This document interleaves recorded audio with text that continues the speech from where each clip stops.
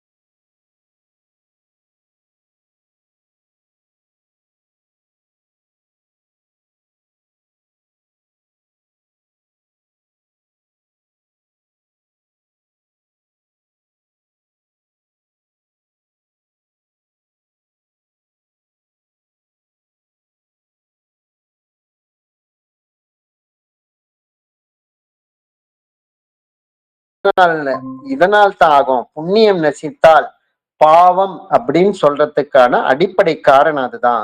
அப்ப பாவம் என்று சொல்வது அப்படி எதுன்னு பாத்தீங்கன்னா, ஜீவனை நசிப்பதாகும். நம்மளுடைய ஜீவனை ராக துவேஷங்களுக்கு நாம் அடிமைப்படுத்தும் பொழுது அது எண்ணங்களாக அது மாறி அந்த எண்ணம் அந்த எப்போது அந்த ஜீவசக்தியான வாய்வு எண்ணமாக அது பிராணனாக இருக்கக்கூடிய வாய்வு அது எண்ணமாக மாறுதோ அப்பயே அது அபானனாக அது மாறி விடுகிறது. அப்ப அது அபானனாக மாறிச்சுனாலே அது நமக்குள்ள நம்ம உடம்புக்குள்ளேயே நிக்க முடியாதது. அது எப்படியும் அது வெளியில வியாபித்து தான் ஆகணும். அப்போ கொஞ்சம் கொஞ்சமா இருக்கக்கூடிய நம்மளுடைய அந்த ஜீவனுடைய சக்தியான வாய்வு கொஞ்சம் கொஞ்சமாக அது எண்ணங்களால அது விரயமாகி விரயமாகி விரயமாகி கடைசியில ஒண்ணுமில்லாமல் நம்ம அந்த ஜீவனே இல்லாமல் செத்து போகின்றமே, அந்த ஜீவனை நசிப்பிக்கின்றதுமே. அப்ப அது எதுன்னு பார்த்ததுதான் உண்மையான பாவம் என்று சொல்றது அதுதான். அப்ப இப்ப நீ உண்மையில அவரவர்கள் நீங்கெல்லாம் பாத்தீங்கன்னா உங்க ஜீவனை சிநேகிருக்கீங்களா அப்படின்னு கேட்டீங்கன்னா, ஆமா நான் உண்மையிலதான் சிநேகிருதான் பதில் சொல்லுவோம். அப்ப அந்த மாதிரி இருந்தா செத்து போவதற்கு இடம் உண்டா? இல்ல நான் செத்து போறேன்னு தான் சீதர் சொல்றாரு. என் ஜீவனை சிநேகிக்கிறேன் ஆனா நான் செத்து போறேன் அப்படின்னு சொல்றாரு. அப்ப உண்மையில என்னன்னு பாத்தீங்கன்னா, உங்களுடைய ஜீவனை நீங்க உண்மையில சிநேகித்து இருந்தீங்கன்னா செத்து போவதற்கு இடம் உண்டா? அப்ப உண்மையில அவரவர்கள் ஜீவன் மேல உண்மையான ஒரு பக்தி, உண்மையான கருணை, உண்மையான அன்பு, உண்மையான ஜீவன் மேல விசுவாசம் அவரவர்கள் ஜீவன் மேல இருந்ததுன்னா அந்த ஜீவனை விட உயர்ந்ததான இந்த மாயையான பொருட்கள் என்று அப்படி உயர்ந்தது என்று கற்பனை பண்ணிட்டே தன்னுடைய ஜீவனை விட எனக்கு பணம் தான் முக்கியம், இல்ல பதவி தான் முக்கியம், இல்ல எனக்கு புகழ் தான் முக்கியம், இல்ல எனக்கு வீடு தான் முக்கியம்ன்ற மாதிரி ஜீவனை விட இந்த உலகத்தில் மாயையில் இருக்கக்கூடிய முக்கிய தான் இருக்கிறது என்று சொல்பவர்கள் எல்லாமே உண்மையில ஜீவனை சிநேகிக்காதவர்கள் தான். ஏன்னா அந்த ஜீவனை வச்சுதான் இதெல்லாமே உங்க வாழ்க்கையில அதுக்கு உங்களுக்கு தேவையான மாதிரி உங்களுடைய வெளி சூழ்நிலையை உங்க நிம்மதிக்காக எல்லாம் தான் ஏற்படுத்தி இருக்கிறீர்கள். ஆனால் அதனாலேயே உங்களுடைய ஜீவன் நசித்து போய் செத்து போகின்றது. அந்த மாதிரி இருக்க சொல்ல உண்மையில உங்க ஜீவனை காப்பாத்துறதுக்கு தான் இதெல்லாம் தேவையின் மாயிலா இருக்கக்கூடிய பலவிதமான அந்த சூழ்நிலைகளை தேவை தேவை தேவை என்று நீங்கள் விரும்புகிறீர்கள். ஆனால் அது உங்கள் ஜீவனை உண்மையாக அது காப்பாற்றுவது இல்லை. ஏன்னா அதை அந்த தேவைகளை தேடும் பொழுதே உங்க ஜீவனை விரயமாக்கி கொண்டு தான் தேடிக்கொண்டிருக்கிறீர்கள். அப்படி விரயமாக்கி கொண்டே தேடிக்கொண்டிருக்கும் பொருட்களால அதனுடைய பயனால பின்விளைவு எதுவா பாத்தீங்கன்னா உங்க ஜீவனை அது பற்றுக்களாலும் பந்தங்களாலும் அது மாயினுடைய செயல்பாட்டால மேலும் அது விரயமாக்க கூடியது தான். அத அப்ப பாத்தீங்கன்னா உண்மையில நீங்க ஜீவனை சிநேகிக்கவில்லை அப்படிதான் அர்த்தம் வரும். அப்ப உண்மையில ஜீவனை நம்ம சிநேகித்திருந்தனால் நம்ம ஜீவனை நம்ம வெளியில விடுவோமா? சுவாசமாக நம்ம வெளியில விடுவோமா? கிடையாது. அப்போ அப்போ உண்மையில ஜீவனை சிநேகித்தன்னா நம்ம ஜீவனை வெளியில விடாமல் உள்ளுக்குள்ளேயே ஒடுக்க வேண்டியது தானே. அந்த மாதிரி ஒடுக்குனா நம்ம செத்து போவதற்கு இடம் உண்டான்னா கிடையாது. அப்போ யாருக்கெல்லாம் உண்மையில சதா பிராணாயாமம் தொடர்ந்து நடந்து கொண்டிருக்கின்றதோ, தன்னுடைய ஜீவனை கொஞ்சம் கூட விரயம் செய்யாமல் தனக்குள்ளேயே நடத்தி கொண்டிருக்கிறார்களோ, அவர்கள்தான் முழுமையாக தன்னுடைய ஜீவனை சிநேகிப்பதற்கும் அது ஜீவன் மேல பக்தி விசுவாசம் உள்ளவதற்கும் அடிப்படை தகுதி அவர்களுக்குத்தான் பெறப்படுகிறது. எப்போதெல்லாம் நமக்கு வெளிமூச்சு என்பது இருக்கிறதோ அதுவரை நாம் முழுமையாக அந்த ஜீவனை சிநேகிக்க ஆரம்பிக்கவில்லை, முழுமையாக சிநேகிக்கவில்லை. அப்படிதான் இதை சொல்லிக்கலாம். ஏன்னா ஜீவனை சிநேகித்தால் நம்ம புண்ணியமாகிறது. அது ஜீவன் நம்ம விட்டு வாயு ரூபமாக வெளியில போச்சுனால அது பாவம் ஆகிறது. அப்ப நம்ம உண்மையில ஜீவனை சிநேகிக்க முழுவதுமாக நம்ம ஜீவன் மேல பக்தி விசுவாசம் இல்லை என்று தான் அதுக்கு அர்த்தம் ஆகுது. அப்போ உங்கள் ஜீவனை நீங்கள் சிநேகித்திருந்தன்னா மற்றொன்றினை இம்சிப்பதற்கு இடம் உண்டா? எப்போது தன்னைத்தான் சிநேகிக்கின்றோமோ அப்போது மற்றொன்றினை இம்சிக்கிறதில்லை. எப்போ நம்ம ஜீவனை சிநேகிக்கிறதுக்கு அது மேல நம்ம முழு கவனம் வைக்கிறதுக்கே, அப்ப கவனம் வச்சாதான் முழுமையாக சிநேகிக்கிறோம். ஆனா அதால வெளியில அந்த ஜீவன் மற்றொன்றை இம்சிப்பதற்கான வாய்ப்பு என்பது அதுக்கு கிடையாது. ஆனா நம்ம ஜீவனை உண்மையான சிநேகிக்காத இருக்கிறதாலதான் வெளியில மற்றொன்றை இம்சிப்பதற்கு இடம் உண்டாகிறது. எப்போது தன்னைத்தான் சிநேகிக்கின்றோமோ அப்போது மற்றொன்றை இம்சிக்கவில்லை. தன்னைத்தான் சிநேகித்தால் தன்னை விட்டு நம்ம வெளியே போகிறதில்ல.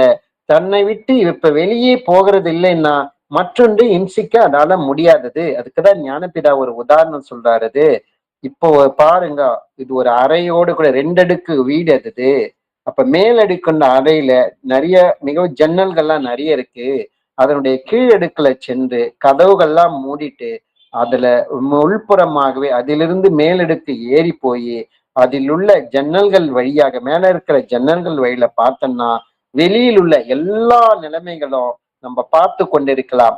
அப்போ வெளியில் இருக்கிற நம்ம மேல இருந்து பார்த்துனே இருக்கு சொல்லும், கீழே இருக்கிற யாதொரு ஜீவிகளையும் நம்ம கீழே இறங்கி வெளியில வராத இம்சிக்க முடியுமா? நம்ம மேல இருந்தே அங்க நம்ம எப்படி இம்சிக்க முடியும்? அது முடியாதது. கீழே இறங்கி வந்தாதானே இம்சிக்க முடியும். அப்ப இம்சிக்க முடியாதது. ஆனால் இந்த மாதிரி சொன்ன வீட்டுக்குள்ள நீங்கள் இருக்கும்போது வெளியில் இருக்கிறதெல்லாம் நம்ம பார்த்துட்டு தான் இருக்கிறது. இந்த பிரகாரம் தான் தன்னில் இருக்கிற அந்த ஜீவன் கீழே இறங்கி அது வெளியில வியாபித்து கொண்டா இந்த மாதிரி இருக்கிறதாலதான் நம்மளுக்கு அந்த வெளி சுவாசம் இருக்கிறதாலதான் பல இம்சைகள் செய்வதற்கு அதுக்கு இடம் உண்டாகுது. அந்த ஜீவனை வெளியில விடாம தன்னிலேயே உபரியாய் அதாவது மேல் பாகத்துல ஒடுக்கினால் யாதொன்றையும் இம்சை செய்யாம எல்லாவற்றையும் தெரிந்து கொள்ளலாம். அப்போது மாத்திரமே ஜீவனை சிநேகித்தேன் என்று சொல்வதற்கு முடியும். அது எப்படி எல்லாமே நம்ம ஜீவனை இம்சிக்காம நமக்குள்ளேயே அதை நிலைநிறுத்திட்டு உள்ளுக்குள்ளேயே இருந்தனா எப்படி வெளியில இருக்கிற எல்லா நிலைமையும் நாம் தெரிந்து கொள்ளலாம்? இந்த ஒரு கேள்வி வருதல் இந்த இடத்துல. அதுக்குதான் அந்த காலத்துல ஞானிகள்லாம் தன்னை உணர்ந்தவர்கள்லாம் பாத்தீங்கன்னா தனக்குள்ளேயே ஞான திஷ்டியாலேயே உலகத்தில் நடக்கக்கூடிய எல்லா நிலைமைகளும் அவர்களால் தெளிவாக தனக்குள்ள இருந்தே தெரிஞ்சிக்க முடிந்தது. உதாரணமாக பாத்தீங்கன்னா பூமி தன்னைத்தானே 24 மணி நேரத்துல சுத்திக்கிறது என்றும், நட்சத்திர மண்டலங்களையும் சூரியனை சுற்றும் கூடிய கிரகங்கள் எத்தனை காலங்கள் எடுக்கிறது என்பதையும் அந்த கிரகத்துக்கெல்லாம் போய் சொல்லல, இருக்கிற இடத்திலேயே எல்லா நிலைமைகளும் தனக்குள்ள இருந்தே தெரிஞ்சுக்கிட்டாங்கோ. அது என்னன்னு பாத்தீங்கன்னா அதெல்லாம் எதையுமே இம்சிக்க இல்லாம தன்னுடைய ஜீவனை தானாய் தன்மயமாக ஆறுகின்ற அந்த நிலைமையில தான் அது மேலிருந்தே தனக்குள்ள மேல்பாகம் என்பது கழுத்துக்கு மேல்பாகம் தான் நமக்கு மேலெடுக்குன்னு சொல்லுது. கழுத்துக்கு கீழே இருக்கக்கூடிய எல்லாம் கீழடுக்குன்னு சொல்றது. அதுதான் ஞானபிதா ஒரு 2 அடுக்கு மாடி வீடு என்ற முறையில முன் அத்தியாயத்துல உதாரணம் சொல்றாரு. இப்பயும் அதே மாதிரிதான் நம்மளுக்கு உதாரணம் சொல்றாரு. மேல் அடுக்குல இருந்து நம்ம பார்த்தோம்னா ஜன்னல் வழியாக கீழே பார்த்தோம்னா எல்லா நிலைமைகளை நம்ம தெரிஞ்சுக்கலாம். அவன் எதையும் படுத்தாமலே தெரிஞ்சுக்கலாம். அதே மாதிரிதான் நமக்குள்ள இருக்கிற அந்த பிராணனை அந்த புருவ மத்தியத்துல அதனுடைய உற்பத்தி ஸ்தானத்திலேயே அதை விரயமாக்காமல் அது நிலைநிறுத்தும் போது தானாய் தன்மயம் ஆகும் போது அப்ப உள்ள இருந்தே நம்ம எதையும் நம்ம இம்சிக்காம எல்லாவற்றையும் நம்ம தெரிந்து கொள்ளலாம். அப்போது மாத்திரமே நம்ம உண்மையாக அந்த ஜீவனை சிநேகிக்கிறேன் என்று சொல்வதற்கு அந்த டைம்ல மட்டும்தான் முடியும். இந்தப்படி ஜீவனை சிநேகிக்காம நம்முடைய ஜீவன் பல விஷயங்கள்ல சேர்ந்து விழுந்து கொண்டு, அதாவது மூக்கின் வழியாகவும் வாயின் வழியாகவும் பஞ்ச இந்திரியங்கள் வழியாகவும் சரி வெளியில போய் நசித்து கொண்டிருக்கிறது தான். அதுக்குதான் உண்மையாக அது பாவம் என்று அதுக்குதான் சொல்றது. அப்ப தன்னுடைய அந்த புண்ணியமாய் நமக்குள் இருக்கக்கொண்ட அந்த ஜீவசக்தியான வாய்வு பாகமாயி அது வெளியில அனுலோபமாக அது வெளியில போகிறதும் பிரதிலோபனமாக சென்று தீர்கிறது. அதாவது எப்படின்னா மூக்கின் வழியாகும் அது வெளியே போய் போகிறது அனுலோபம் சொல்றது. அதே வழியாக உள்ள வர்றது பார்த்தீங்கன்னா அது பிரதிலோபம் என்று சொல்லுது.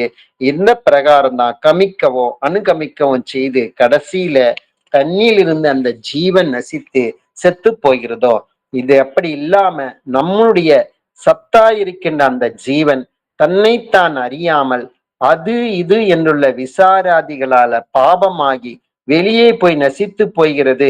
இந்த நிலைமைக்கு தான் பாவம் என்பது. அந்த ஜீவனானது அந்த சத்தா இருக்கின்ற ஜீவன் அது வெளியில வியாபிக்காம தனக்குள்ளேயே தன்னையே உணர்ந்து தானாய் தன்மயமாவது அந்த நிலைமையை அறியாம அது வெளியில போயிட்டு அது பலவிதமான விசாரங்கள் அதாவது எண்ணங்களால அது இது என்று அந்த விசாராதிகளால பாவமாகி அது வெளியில போய் நசித்து போகிறது. இந்த நிலைமைக்கு தான் பாவம் என்று சொல்றது. அப்போ இது வரைக்கும் பாத்தீங்கன்னா உண்மையில உங்க ஜீவன் நீங்கள் சிநேகித்திருக்கலன்னா இல்லைன்னு தான் சொல்ல முடியும். அப்போ அந்த ஜீவன் சிநேகித்து இருந்ததுன்னா நம்ம செத்து போவதற்கு இடம் உண்டான்னா அந்த மாதிரி வாய்ப்பே கிடையாது. அப்ப நம்ம எதுக்காக இந்த புண்ணியம் என்பது செய்யணும்னு பாத்தீங்கன்னா நம்ம செத்து போகாமல் இருப்பதற்காகத்தான் அந்த புண்ணியம் என்பது செய்தோம்.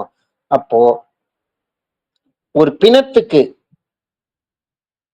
ஏதாவது ஞாபகமோ அறிந்து கொள்ள வேண்டிய விஷயமோ அறிவோ ஏதாவது உண்டான்னு பார்த்தீங்கன்னா எதுவுமே கிடையாது. அது என்ன காரணம் பார்த்தீங்கன்னா அது செத்து போச்சுன்னு அர்த்தம். செத்து போயுதுன்னு பார்த்தீங்கன்னா அப்ப அந்த இடத்துல என்ன இல்லைன்னு பார்த்தீங்கன்னா அதற்குள்ள அறிவாய் இருக்கின்ற அந்த ஜீவசக்தியான வாய்வு என்பது அது இல்லைன்னு அர்த்தம் அது. அப்ப உண்மையில நம்மளை ரட்சிப்பது என்னன்னா நம்மளை பாதுகாப்பது யாருன்னு பார்த்தீங்கன்னா அதுதான் ஜீவசக்தியான வாய்வு. அதுக்குதான் ஈஸ்வரன் என்று பெயர். அந்த ஜீவ சக்தியான வாய்வு தான் அது சகலத்துவம் என்ற முறையில பாத்தீங்கன்னா படைத்தல் காத்தல் அழித்தல் நம்மளுடைய அனைத்து விதமான அந்த படைப்புகளுக்கும் அழித்தல் காத்தல் என்ற நிலைமைக்கும் ராக துவேஷங்களுக்கும் அனைத்துக்குமே இந்த அறிவா இருக்கிற இந்த ஜீவசக்தியான வாய்வு தான் அதுக்கு காரணமாக இருக்கிறது. அதே வாய்வு இந்த மாயையான இந்த உலகத்தில் இருந்து அதை இந்த வெளியான அந்த பஞ்சத்துக்கும் மோட்சத்திற்கும் அந்த மனம்தான் காரணம்னு சொல்லியிருக்கு. அப்ப அந்த ஜீவசக்தியான வாயு அது வெளியில வியாபிக்கும் போதெல்லாம் அது பந்தத்துக்கு அடிமையாகுது. அப்ப அந்த பந்தத்துக்கு அடிமையாக விடாமல் அதிலிருந்து அந்த ஜீவனை அதை விடுவித்து அப்போ அந்த ஜீவசக்தியான வாயுவை விடுவித்து அறிவாகி அந்த ஜீவசக்தியான வாயுவை தனக்குள்ளேயே அது மேலும் கீழமாக நடத்தி அது சமீரணன் கதியாக்கிவி அந்த கதியினுடைய உழைப்பினுடைய பலனை ஈரணம் என்ற நிலையில அந்த ஜீவன் வாயுவா இருக்கின்ற அந்த ஜீவசக்தியான வாயுவை அசையாமல் ஆகாசமாகி அதை நிலை நிறுத்தும் போது மட்டும்தான் அது தானாய் தன்மயமாகி தீருகிறது. அப்பதான் அந்த ஈஸ்வரன் என்ற நிலைமையை அது அவரவர்கள் உணர்ந்து தானாய் தன்மயமாகிறார்கள். அப்ப அந்த ஜீவசக்தியான வாயு தான் அதுதான் அதற்கு தான் ஈஸ்வரன் என்று பெயர். இதுதான் ஞானபிதா நமக்கு 3வது அத்தியாயத்துல தெளிவுபடுத்தி இருக்கிறாரு. தொடர்ந்து நாளைக்கு நாம 4வது அத்தியாயத்தில் பயணிப்போம். அனைவருக்கும் ஆத்ம நமஸ்காரம். உடம்பினுடைய சகலவிதமான பாகங்களிலும் பரவி எப்பொழுதும் விட்டு பிரியாமல் சிநேகம் மோகம் முதலே கெட்ட வழக்கங்களை உண்டாக்கி கொண்டிருக்கின்ற ராகத்து வேசாதிகளான வெறுப்பு வெறுப்பு எனும் பெரும் வியாதிகள் யார் ஒருவரால் வேறற அறுக்கப்படுகிறதோ அந்த அசாதாரண வைத்தியருக்கே நமஸ்காரம். நம்ம நேத்திக்கு வரைக்கும் ராஜாக்களினுடைய இலக்கணம் பத்தி பார்த்திருந்தோம். ராஜா அப்படிங்கிறது ஒரு தனிப்பட்ட சிருஷ்டி கிடையாது. அவரவர் தங்களுடைய செயல்களினுடைய அடிப்படையில தான் அந்த ராஜாங்கிற ஸ்தானத்தை அடையிறாங்க. அந்த ராஜா அப்படிங்கிற ஸ்தானம் எது அப்படின்னா அது புண்ணியோத்கிருஷ்ட சரீரிகள் அப்படின்னு சொல்லக்கூடிய அந்த ஈஸ்வரத்துவம் அடைந்த ஒரு பதவி அது. ஏன்னா இருக்கிறதுலே உயர்ந்த பதவிங்கிறது அது ஈஸ்வர பதவி. அந்த ஈஸ்வர பதவி அடைந்தவர் யாரோ அவர்தான் ராஜா அப்படின்னு சொல்லக்கூடிய ஒரு நிலைமையில இருக்கக்கூடியது. நாம கவனிக்கிறது எல்லாமே வந்து ராஜாங்கிற ஒரு நிலைமையில இல்ல அப்படிங்கிறதையும் நமக்கு வந்து புரிய வச்சிருந்தார். அப்போ உண்மையாவே புண்ணியம்னா என்ன, பாவம்னா என்ன அப்படிங்கிறது நமக்கு தெரிய வரல. நாம ஏதோ செயல்களினுடைய அடிப்படையில தான் அப்படி ஒரு விஷயம் இருக்கிறதா இங்க நம்ம சொல்லிட்டு இருக்கிறோம். அது புண்ணியம் அப்படின்னா நல்ல செயல் செய்யறது, பாவம் அப்படின்னா கெட்ட செயல் செய்யறது அப்படின்னு சொல்லி நாம நினைச்சிட்டு இருக்கோம். ஆனா அது நம்ம சமஸ்கிருதத்துல பார்த்தோம்னா, ஆ, புண்ணியம் அப்படின்னா சுகிர்தம் அப்படின்னு சொல்லுவாங்க. பாபம் அப்படின்னா துஷ்கிருதம் அப்படின்னு சொல்லுவாங்க. இந்த சுகிர்தம் அப்படின்னு சொல்றதனுடைய எதிர்ப்பதம் தான் துஷ்கிருதம் அப்படின்னு சொல்லக்கூடியது. புண்ணியம் அப்படின்னா ஏதோ ஒண்ணு இருக்குது. துஷ்கிருதம் அப்படின்னா அங்க இருக்க வேண்டியது அது இல்லாமல் ஆகுது அப்படின்னு அர்த்தம். அப்போ புண்ணியம் அப்படிங்கிற ஒரு வஸ்து இருக்கிறதாகவும் அது இல்லாமல் ஆகும்போது அது நசிஞ்சு போகும்போது அது துஷ்கிருதம்னு சொல்லக்கூடிய ஒரு பாவமாக அது மாறக்கூடிய நிலைமை தான் நம்ம கவனிக்கிறோம். ஒருத்தர் செத்து போயிட்டாருன்னு வச்சுக்கோங்களேன். நாம அவரை கவனிச்சு பார்க்கும்போது என்ன சொல்லுவோம்? ஐயோ பாவம் அவர் இறந்துட்டாரு அப்படின்னு சொல்லி நாம சொல்றோம். ஏன் அப்படின்னா அங்க பாபம் அப்படின்னு சொல்லக்கூடிய ஒரு செயல் அங்க நடந்துருச்சு. அதனால அத பாவம் அப்படின்னு குறிப்பிடுறோம். உயிரோடு இருக்கிறவங்கள நாம அப்படி சொல்றது கிடையாது. செத்து போனவங்க மட்டும் அத சொல்றோம். ஏன் அப்படின்னா அவருக்குள்ளார ஈஸ்வர சைத்தன்யம் அப்படிங்கிறது அங்க இல்லாமல் ஆகுது. அப்போ ஈஸ்வர சைத்தன்யமாக இருக்கக்கூடிய அந்த ஜீவன் நம்மிலிருந்து நசிஞ்சு போகும்போது தான் அதுக்கு பாபம் அப்படிங்கிறது. அதுல என்ன செத்தபோது நசிஞ்சு போச்சு அப்படின்னா ஜீவன் தான் அங்க இல்லாமல் போகுது. அப்போ அதுதான் இங்க ஈஸ்வரனாகவும் அந்த புண்ணியமாகவும் இருக்கக்கூடியது. அந்த புண்ணியமா இருக்கக்கூடிய அந்த வஸ்து நம்மளிருந்து நசிஞ்சு போகும்போது தான் அது பாபம் அப்படின்னு சொல்றது. இதே செத்து போனதுக்கு அப்புறம் அந்த புண்ணியம் வந்து நசிஞ்சு சந்திர மண்டலத்துல போய் பனி போல படருது அப்படின்னு சொல்லி கூட சொல்லுவாங்க. ஸோ அதுவும் வந்து உண்மைதான் அது. என்ன அப்படின்னா அந்த சந்திர மண்டலம் அப்படிங்கிறது அது மனோமண்டலம் அது. சந்திரன் அப்படின்னாலே அது மனம், மனோமண்டலம். நம்மளுடைய ஜீவனானது இந்த மனதினுடைய செய்கைகளுக்காக வேண்டி அது தன்னை இழந்து தன்னை நசிப்பித்து தான் இங்க ஒவ்வொரு செயல்களையும் செஞ்சுட்டு இருக்குது. அப்படிதான் அது கொஞ்சம் கொஞ்சமா அது தீர்ந்து போயிட்டே இருக்குது. அப்படி தீர்ந்து போகக்கூடிய அந்த ஜீவன் தான் இங்க புண்ணியம் அப்படின்னு சொல்லக்கூடியது. அந்த புண்ணியம் தான் இங்க எண்ணங்களாக, செயல்களாக அது நசிஞ்சு போகுது. அதைத்தான் அவங்க வந்து சந்திர மண்டலத்துல அது பனி மாதிரி போய் படர்ந்து நிற்கிறது அப்படிங்கிற மாதிரி ஒரு உதாரணத்துல சொல்லியிருப்பாங்க. அப்போ ஜீவன் அப்படின்னு சொல்லக்கூடிய ஒரு புண்ணியம் நமக்குள்ளார இருக்கிறதா இப்ப நமக்கு ஓரளவுக்கு புரிய வருது. அது நாம செய்யக்கூடிய செயல்கள்னால நாம அடைய பெறக்கூடிய பலன் அந்த புண்ணியம் கிடையாது. நம்ம பிறந்து வரும்போதே அந்த புண்ணியம்னு சொல்லக்கூடிய அந்த வஸ்து நமக்குள்ளார இருக்குங்கிறத நம்மளால நல்லாவே புரிஞ்சுக்க முடியும். அந்த புண்ணியம் நமக்குள்ளார நசிந்து போகும்போது தான் செத்து போறதுக்கு காரணமாகும். சத்து அப்படிங்கிறது அந்த புண்ணியம். அது போயிடுச்சுங்கிறது தான் சத்து போயிடுச்சு. அதனால அது பாவம் ஆயிடுச்சு அப்படிங்கிற ஒரு விஷயங்கிறது வருது. எப்படி நமக்கு ஒரு தனம் நம்ம சேமித்து வைப்போமோ, அந்த தனத்துல இருந்து கொஞ்சம் கொஞ்சமா எடுத்து அத செலவு பண்ணுவோமோ, அதே மாதிரி தான் நமக்கு கொடுக்கப்பட்டிருக்கக்கூடிய அந்த தனத்த எடுத்து தான் நம்ம செலவு பண்ணிட்டு இருக்கிறோம். அந்த தனம் அப்படிங்கிற அந்த வஸ்து தீர்ந்து போகும்போது தான் செத்து போகிறது அப்படின்னு அர்த்தம். அந்த புண்ணியோத்கிருஷ்ட சரீரிகள புருஷார்த்தம் அப்படின்னு கூட சொல்லுவாங்க.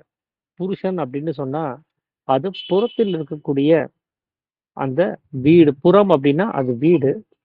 அது இந்த ஜடமாக இருக்கக்கூடிய இந்த உடம்பு. அதுல அ அந்த அர்த்தம் அப்படின்னு சொல்லக்கூடியது, அதுதான் வந்து அந்த வஸ்து. அதுதான் அந்த புண்ணியமாக இருக்கக்கூடிய தனம். அது இந்த உடம்புல புருவ மத்தியத்துல சுழி முனையில அந்த இருதயம்ங்கிற ஸ்தானத்துல பத்திரப்படுத்தி வச்சிருக்கிறாங்க. அந்த புருஷார்த்தமா இருக்கக்கூடிய அந்த தனத்த தான் நாம எடுத்து வெளியில இருக்கக்கூடிய விஷயங்களுக்காக வேண்டி அத செலவு பண்ணிட்டு இருக்கிறோம். அந்த தனம் தீர்ந்து போகும்போது தான் நாம செத்து போகக்கூடிய ஒரு சூழல் அப்படிங்கிறது உண்டாகுது. ஒரு பெட்டி இருக்குது அப்படின்னா, அந்த பெட்டிக்குள்ள தனத்த வச்சு நாம அது செலவு பண்ற மாதிரி தான். அந்த தனம் தீர்ந்து போச்சு அப்படின்னு சொன்னா, அந்த பெட்டி என்ன ஆகும் அப்படின்னா, காலி ஆயிரும். அதே மாதிரி தான் இந்த உடம்பாக இருக்கக்கூடிய பெட்டிக்குள்ளார தனமாக இருக்கக்கூடிய அந்த புருஷார்த்தம், அந்த புண்ணியம் அங்க இருக்குது. அதை நாம செலவு பண்ணி நம்ம தீர்த்துக்கிட்டே இருக்கிறோம். அப்ப எப்படி அந்த பெட்டிய தூக்கி அ நம்ம தூர போட்டுருவோமோ, அதே போல தான் இந்த உடம்பையும் கடைசியா தூர போட வேண்டிய ஒரு நிலைமைங்கிறது ஏற்படுது. அப்போ புண்ணியம் அப்படிங்கிறது சுகிர்தம். சுகிர்தம் அப்படின்னு சொன்னா, அ அந்த விசேஷ கிருதம் அப்படின்னு அதுக்கு அர்த்தம். விசேஷம் அப்படின்னா அறிவு. அப்போ அறிவு அப்படிங்கிறது ஜீவசக்தியான வாயு அப்படின்னு சொல்லி சாமி முதல் அத்தியாயத்துல சொல்லியிருப்பாரு. அப்ப அறிவினால் செய்யப்படுவது எதுவோ அதுதான் புண்ணியம். அந்த அறிவை நம்ம சேமித்து வைக்காம, அத செலவு பண்ணி அத நாசம் செய்யும்போது, அதுக்கு பாபம் அப்படிங்கிற ஒரு நிலைமைங்கிறது உண்டாகுது. அப்ப அறிவில்லாமல் செய்வதற்கு பேர் பாபம். அறிவோட நம்ம ஒரு செயல் செய்யறோம் அப்படின்னு சொன்னா, அதுக்கு பேரு தான் புண்ணியம். இப்ப அறிவோடனா நமக்கு லாபம் தர்ற மாரி, நமக்கு உபயோகமாகற மாரி அப்படின்னு அதுக்கு அர்த்தம் கிடையாது. அறிவாக இருக்கக்கூடிய ஜீவசக்தியான வாயுவ நமக்குள்ளாரே நிலைநிறுத்துற மாரி ஏதாவது ஒரு வேலைகள் செய்யறோம்னா, அந்த செயலுக்கு பேரு தான் புண்ணியம். இந்த ஜீவசக்தியான வாயுவா இருக்கக்கூடிய, அறிவா இருக்கக்கூடிய வஸ்துவ செலவு பண்ற மாரி ஏதாவது ஒரு செயல் செய்யறோம் அப்படின்னு சொன்னா, அது எந்த செயலாக இருந்தாலும் சரி, அது பாபம் தான். அதனால தான் அறிவினால் செய்யப்படுவது புண்ணியம் அப்படின்னு சாமி சொல்றாரு. அப்ப அந்த அறிவு என்ன அப்படின்னா, ஜீவசக்தியான வாயு தான். அந்த ஜீவசக்தியான வாயுங்கிறது இப்ப நமக்கு எப்படி போயிட்டு இருக்குது? வாயு ரூபமாக, வெளிமுகமாக போயிட்டு இருக்குது. அப்போ அது உள்ளுக்குள்ளாரயே சேமிக்கப்படணும். அது உள்ளாரையே நிலைநிறுத்தி வச்சிருக்கணும் அப்படின்னா, அதுக்கு எந்த வகையான கதி நமக்கு வேணும் அப்படின்னா, சமீரணம்னு சொல்லக்கூடிய கதி வேணும். அப்படி பிரம்மரந்திரத்தையே தாக்கிக் கொண்டிருக்கக்கூடிய சமீரணன் நமக்குள்ளார ஓடும்போது தான், அந்த புண்ணியம்ங்கிற ஒரு நிலைமையை நம்மனால பாதுகாத்து வச்சுக்க முடியும்.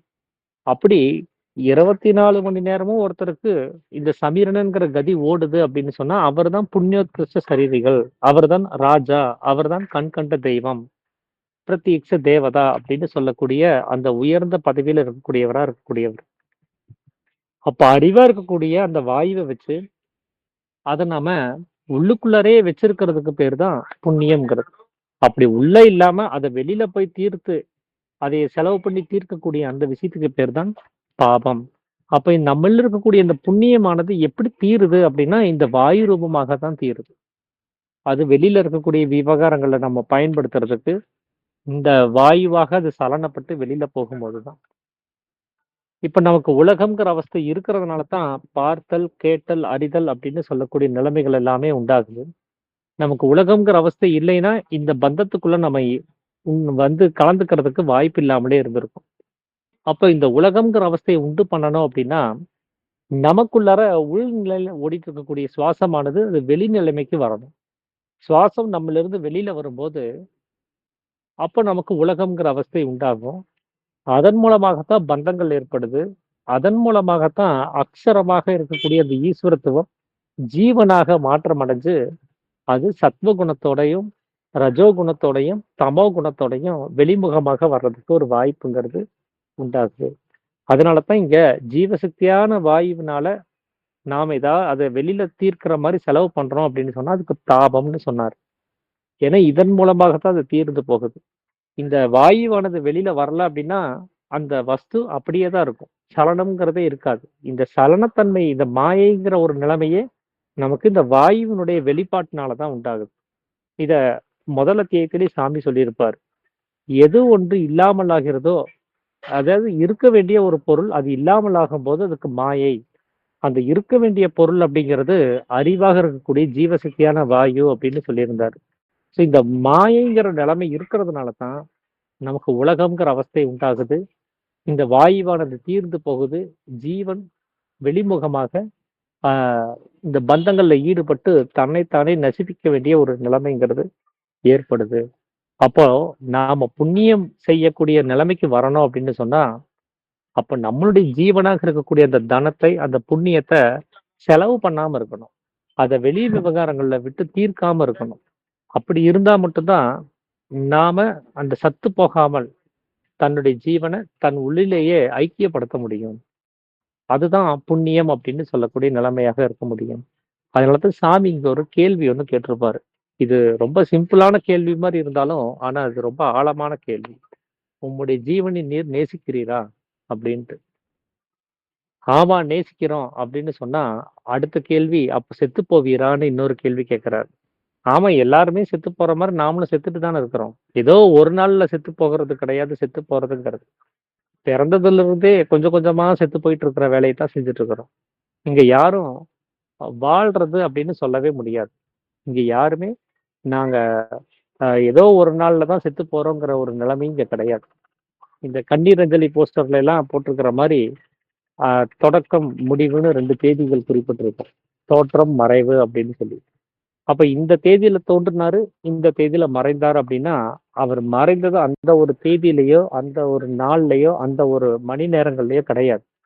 அவர் எங்க மறைய ஆரம்பிச்சாரு அப்படின்னா, அவர் தோற்றம்ங்கிற தேதியில மறைய ஆரம்பிச்சவரு, செத்து போக ஆரம்பிச்சவரு, அந்த செத்து போகக்கூடிய ப்ராசஸ் முழுவதும் அது கம்ப்ளீட் ஆனது தான் அந்த மறைவுங்கிற தேதியில.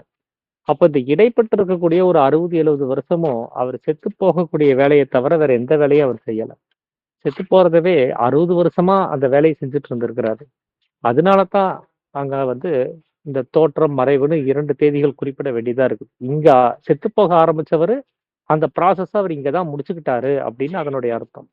ஆனா நம்ம வெளிப்படையா பார்க்கும்போது, சும்மா மேலோட்டமாக பார்க்கும்போது, நமக்கு அந்த மறைவுங்கிற தேதியில தான் அவர் செத்து போயிட்டாரு. அந்த நேரத்துல தான் யமன் பாசக்கயிறு எடுத்துட்டு வந்து போட்டு, அவருடைய ஜீவன, அவருடைய உயிர கூட்டிட்டு போயிட்டாரு அப்படிங்கிற மாரி நாம ஏதாவது கற்பனை பண்ணிக்கலாம். அப்ப இங்க செத்து போறதுங்கிறது ஒரு பெரிய ப்ராசஸா இருக்குது. அந்த செத்து போற ப்ராசஸ் கம்ப்ளீட் ஆகுறதுங்கிறது ஒவ்வொரு கணமும் நடந்துட்டு இருக்கிறது தான். அப்ப இப்ப நாம வாழ்ந்துட்டு இருக்கிறோமா அப்படின்னு கேட்டா செத்துட்டு தான் இருக்கிறோம். தன்னுடைய ஜீவன வெளிமுகமாக எல்லா விஷயங்களையும் பந்தப்படுத்தி கொஞ்சம் கொஞ்சமா தீர்த்துக்கிட்டே தான் இருக்கிறோம். அப்படி தீர்த்துட்டே இருந்து அது முழுவதும் தீர்ந்து போகும்போது தான், அது நமக்கு அடையாளத்துக்கே வருது. அங்க தனமாக இருக்கக்கூடிய புண்ணியம் இல்லைங்கிறது.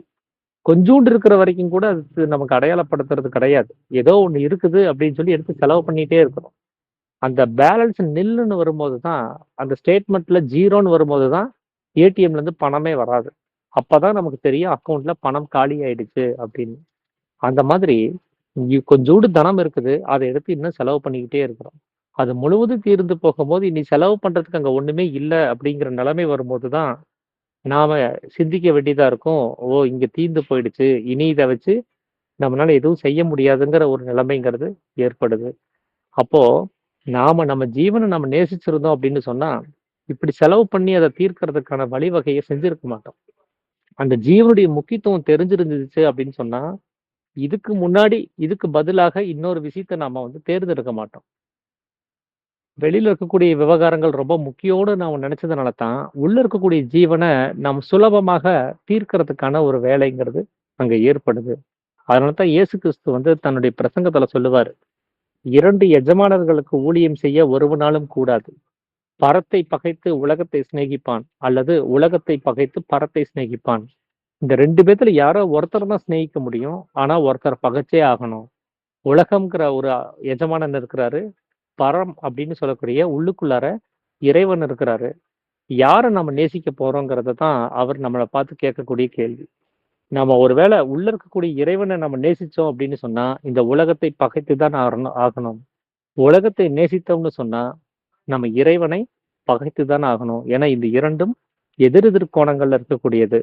அதனால 2 பேருக்குமே நம்ம ஊழியம் செய்யலாம், வேலை செய்யலாம்ன்னு சொன்னா அது முடியாது அப்படின்ட்டாரு. யாரோ ஒருத்தர செலக்ட் பண்ணணும். இப்ப நாம யார செலக்ட் பண்ண போறோம் அப்படிங்கிறது தான் ஜீசஸ் கிரைஸ்ட் எழுப்பக்கூடிய கேள்வி. அதுதான் இங்கேயும் நாம கவனிக்க வேண்டியதா இருக்குது. இதுநாள் வரைக்கும் உலகத்த நேசிச்சு தன்னுடைய ஜீவன செலவு பண்ணி தீர்த்துக்கிட்டோம். ஏன்னா, ஜீவனுடைய முக்கியத்துவம் என்னன்னு நமக்கு தெரியல. அந்த ஜீவனுடைய அவசியம் என்னங்கிறது நமக்கு புரியாம போயிருக்கலாம்.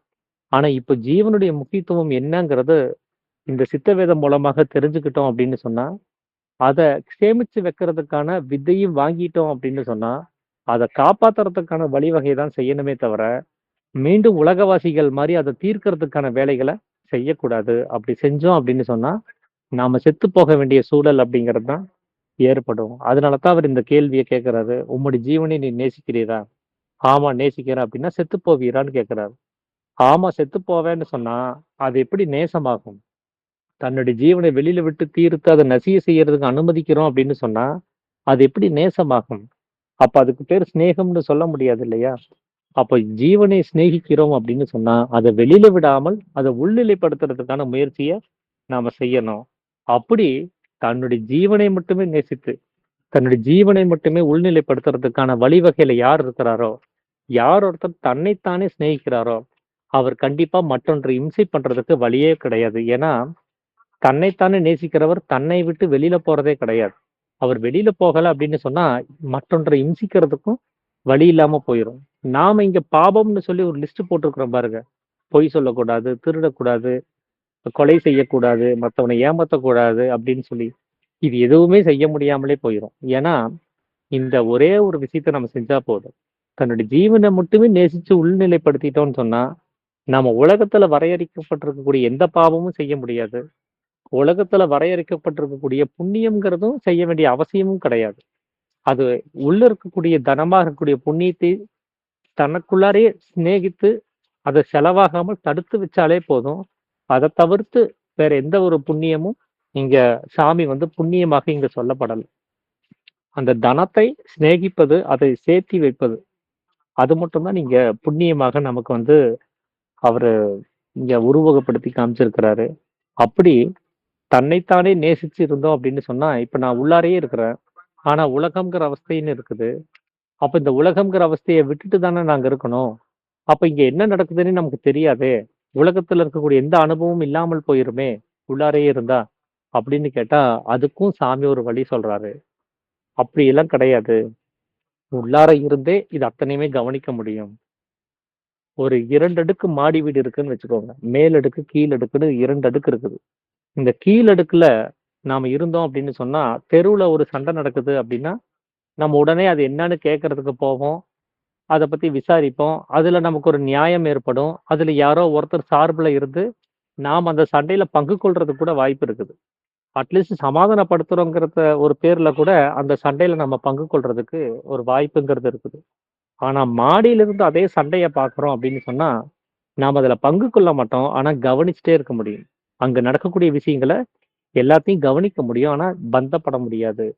அந்த மாதிரி தான் நம்மள மேலடுக்குலயே இருந்து எல்லாத்தையும் கவனிக்க சொல்றாரு. அந்த மேலடுக்குங்கிறது புருவ மத்தியமாக இருக்கக்கூடிய சிரசுல இருக்கக்கூடிய இருதயம்ங்கிற ஸ்தானம். அங்க இருந்தே இந்த உலகத்துல இருக்கக்கூடிய அத்தனை சங்கதிகளையுமே சரியாக கவனிக்க முடியும். அப்படி ஒரு விஷயத்துல இருந்தோம்னு சொன்னா, நம்மளால பந்தப்படாமல் எல்லாத்தையுமே கவனித்து அறிய முடியுங்கிறார். அதனால தன்னிலிருந்து ஜீவசக்தியான வாயுவாக வெளியில போகக்கூடிய ஈஸ்வர சைத்தன்யத்த அப்படி வெளியில போக விடாம தன் உள்ளிலேயே நிலைநிறுத்துறதுக்கு பேர் தான் புண்ணியம் அப்படிங்கிறது. அதைய செய்யும்போது மட்டும் தான் நமக்கு ஜீவ சிநேகம்ங்கிறது ஏற்படுது. அதுதான் மூக்கின் வழியாவும், வாயின் வழியாவும் வெளியில போகக்கூடிய சக்தியாக இருக்குது. அதனால அனுலோமம், பிரதிலோமம் அப்படிங்கிற உள்வெளி சுவாசமாக வெளியில போகக்கூடிய சக்திய அப்படி வெளியில போக விடாமல் தடுத்து நிறுத்தணும். அப்பதான் நம்மள் இருக்கக்கூடிய அந்த ஜீவனானது நம்ம உள்ளிலேயே பத்திரப்படுத்தி வைக்க முடியும். அந்த நிலைமைக்கு பேரு தான் நீங்க புண்ணியம் அப்படின்னு சொல்லக்கூடியது.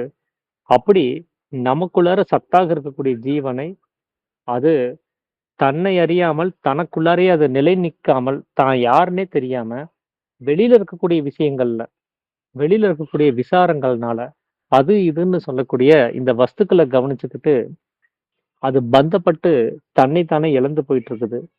அதை நாம சரியாக அதுக்கு உணர்வு நிலை ஏற்படுத்தி, தன்னைத்தானே அறியறதுக்கு நம்ம ஒரு வாய்ப்பை ஏற்படுத்தி குடுக்குறோம் அப்படின்னு சொன்னா, நம்மளால நிச்சயமாக அந்த ஜீவ சிநேகத்தை அங்க காமிக்க முடியும். ஜீவ காருண்யம் அப்படின்னு சொல்றது கூட, அவரவருடைய ஜீவனை நேசிக்கிறது தானே தவிர, மற்றொரு உயிர்கள் மேல காட்டக்கூடிய காருண்யம் கிடையாது. ஏன்னா, இந்த உலகத்தையே நேசித்தாலும் சரி, நம்ம உயிர நேசிக்கல அப்படின்னு சொன்னா, அதனால எந்த ஒரு பலனுமே கிடையாது. ஆனா உலகத்தையே நேசிக்காட்டினாலும் பரவால்ல. அவரவருடைய உயிரை நேசித்தால் போதும். இங்க சரியான அந்த மோட்சம்ங்கிறது கிடைச்சிரும். என்ன காரணம் அப்டின்னா, நாம இந்த உலகத்துல கவனிக்கக்கூடிய அத்தனை விஷயமே நம்மளிருந்து பிரதிபலிச்சு வெளில வந்தது. நம்மளுடைய பிரதிபிம்பமாக வெளில வந்தது. அதனால இந்த ஒரே ஒரு வஸ்துவினுடைய பல்வேறு விதமான விசார ரூபங்கள் தான் நாம பார்க்கக்கூடிய உலகம்ங்கிறது. இந்த கண்ணாடியில பார்க்கக்கூடிய பிம்பங்கள நாம உண்மைன்னு நம்பி அத நேசிச்சுக்கிட்டு, உண்மை வஸ்துவ நம்ம அறியாம போயிட்டோம் அப்படின்னு சொன்னா, செத்து போக வேண்டிய சூழல்ங்கிறது ஏற்படும். அதனால நாம நம்ம ஜீவன நேசிச்சு, அந்த ஜீவன சிநேகிக்கிறதுக்கான ஒரு நிலைமைக்கு நாம வரணும். இப்படிதான் மார்க்கண்டேயன் அப்படிங்கிறவர் கூட தன்னுடைய ஜீவன நேசிச்சாரு. சிவன் மேல அதிகமான பக்தி இருந்தாரு அப்படின்னு சொல்லிலாம் புராண கதைகள்ல அங்க கொடுக்கப்பட்டிருக்கும். அவருக்கு 16 வயசுலயே செத்து போகணும் அப்படின்னு சொல்லக்கூடிய ஒரு விதி இருந்ததாகவும், இருந்தாலும் அவர் சின்ன வயசுல இருந்தே அந்த சிவன் மேல ஆழ்ந்த பக்தியோடையும், அன்போடையும் இருந்ததாகவும் சொல்லப்பட்டிருக்கும். அதுல அந்த 16வது வயசுல அவருடைய மரண தருவாயில யமன் பாசக்கயிறு எடுத்துட்டு வந்து போட வரும்போது, அந்த சிவலிங்கத்திலிருந்து சிவனானவர் எழுந்தருளி, அந்த யமனுடைய மார்பை எட்டி உதைத்து, அவர ரட்சித்ததா அங்க ஒரு செய்தி நம்ம கவனிக்க முடியும். அதுபோக அவருக்கு சிரஞ்சீவிங்கிற ஒரு வரத்தையும் குடுத்ததாகவும் அந்த கதையில சொல்லப்பட்டிருக்கு. ஸோ அந்த கதையினுடைய தாத்பரியம் என்ன அப்டின்னா, அதுல மார்க்கண்டேயன் அப்படின்னு சொல்லக்கூடியவரு, மார் கூட்டல் கண்டம் கூட்டல் ஏயன். அதான் மார்க்கண்டேயன். மார்பையும் கண்டத்தையும் தாண்டி எய்துகிற அந்த வேலைய அவர் செய்யக்கூடியவரு. அதன் மூலமாக தன்னுடைய ஜீவனாக இருக்கக்கூடிய அந்த சிவலிங்கத்தை அவர் நேசிச்சுட்டு இருந்தார். அவர் சிநேகிச்சுட்டு இருந்தார். சிநேகிக்கிறதுன்னா நம்மள மாரி வாய் வார்த்தையில சொல்லல. அவரு அத அந்த தன்னுடைய சக்திய வெளில போக விடாம தடுத்தாரு. இப்ப சாமி சொல்றபடி. அந்த உண்மையான நேசத்த அவர் அங்க காமிச்சதுனால, அந்த ஜீவன் காலம் அப்படின்னு சொல்லக்கூடிய இந்த யமன் கிட்ட இருந்து அவர காத்தருள்னது. மரணம் அப்படின்னு சொல்லக்கூடிய ஒரு நிலைமை ஏற்படாமல், அவர செத்து போகாமல் தடுக்கிற வேலைய அந்த ஜீவன் அவருக்கு செஞ்சு குடுத்தது. அவரைப் போலவே நாமளும் அந்த சரியான காற்றை பிடிக்கக்கூடிய கணக்க நாம புரிஞ்சுகிட்டு, அத உள்நிலைப்படுத்தணும் அப்படின்னு சொன்னா, அந்த கூற்றை உதைக்கக்கூடிய அந்த குறியையும் நம்மனால சரிவர தெரிஞ்சுக்க முடியும். அதத்தான் இங்க சாமி ஜீவ சிநேகம் அப்படிங்கிறார். அந்த ஜீவ சிநேகம் கிடைக்கணும் அப்படின்னு சொன்னா, நமக்கு கொடுக்கப்பட்டிருக்கக்கூடிய வித்தைய சரிவர செஞ்சு, நம்மளுடைய ஜீவனை காப்பதற்கு தேவையான அந்த சமீரணம்னு சொல்லக்கூடிய கதிய எப்பவுமே நமக்குள்ளார நடத்துற மாரியான ஒரு நிலைமைக்கு நாம கொண்டு வரணும். அப்போ மட்டும் தான் நம்ம ஜீவனை சிநேகிக்கிறோம் அப்படிங்கிற ஒரு நிலைமை ஏற்படுது. அப்பதான் நாம செத்து போகாம இருக்க முடியும். அதனால இந்த ஜீவசக்தியான வாயு அப்படிங்கிறது தான் இங்க நமக்கு அ அந்த புண்ணியமா இருக்கக்கூடிய வஸ்துவாக இருக்குது. அத காப்பாத்துற ஒரு வேலைய நம்ம செய்யும்போது தான் புண்ணியோத்கிருஷ்ட சரீரிகளாக உயர முடியும். அந்த தகுதி ஏற்படும்போது தான் ஈஸ்வரனை கவனித்து அறியறதுக்கான ஒரு நிலைமையும் கிடைக்கும். அதுக்கப்புறமா நம்ம மனமாக இருக்கக்கூடிய குரு கிட்ட போய் கேட்க முடியும். எனக்கு ஈஸ்வரனை காட்டிக் குடு அப்படின்னு சொல்லி. அப்ப நமக்கு அந்த புண்ணியம்ங்கிற தகுதி இல்லாமல் அவர போய் கேட்டோம்னு சொன்னா, அவர்னால காட்டிக் கொடுக்க முடியாது. இப்ப முதல்ல நாம உள்ள போகணும். நாம அந்த புண்ணியமா இருக்கக்கூடிய வஸ்துவ நேசிச்சு அத உள்நிலைப்படுத்துறதுக்கான வழிவகையில நாம ரெடியா இருக்கணும். அதுக்கப்புறமா அது கேட்டா, அது சிவலிங்கத்த நமக்கு காட்டிக் கொடுக்கும் அப்படிங்கிறது தான் இந்த அத்தியாயத்துல நான் புரிஞ்சுகிட்ட ஒரு விஷயம். இதத்தான் இன்னைக்கு நான் உங்களோட பகிர்ந்துக்கணும் அப்படின்னு சொல்லி நினைச்சது. வேற யாராவது ஏதாவது விஷயங்கள பகிர்ந்துக்கிறதா இருந்தா பகிர்ந்துக்கலாங்க. அனைவருக்கும் ஆத்த நமஸ்காரம்.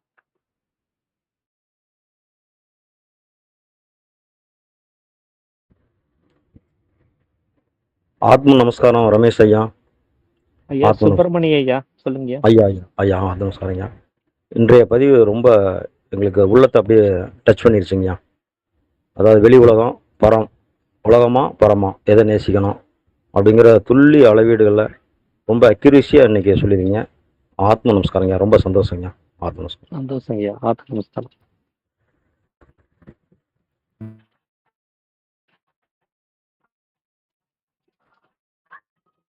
சரிங்க. அனைவருக்கும் ஆத்ம நமஸ்காரம். தொண்டை கட்டிக்கும். அனைவருக்கும் ஆத்ம நமஸ்காரம். ஆத்ம நமஸ்காரங்க. கேக்குதுங்க.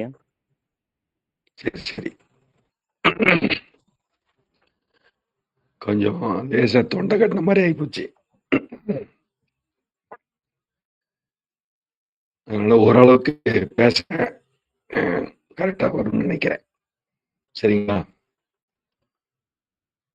அது கொஞ்சம் இடையில